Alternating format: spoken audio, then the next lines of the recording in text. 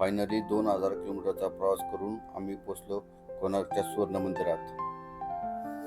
पटकन रेडी झालो कारण की आपल्याला जायचे होते कोणार्कला. मग जगन्नाथपुरीच्या बाजूलाच आपले हॉटेल होते. सगळेच एन्जॉय करत होते. थांबा म्हणलं की तुम्ही सुवर्ण मंदिरात दर्शन घेऊन येतो. लगेच निघालो आम्ही पुढच्या प्रवासासाठी कारण तिथे आपल्याला खूप फिरायचे होते. समुद्राच्या किनाऱ्यावरील रोडने पोचलो आम्ही कोणार्क मध्ये. लगेच आम्ही निघालो तिथल्या मार्केटमधून सुवर्ण मंदिराकडे जाण्यासाठी. मंदिर लांबून खूप भारी दिसत होते, त्यापेक्षा तर जवळ आल्यावर भारी दिसत होते. त्या काळचे आर्टिस्ट खूप हुशार होते. ती कला खूप आवडली मला. 10 वर्षा नोटीवरचा फोटो बघितला होता मी.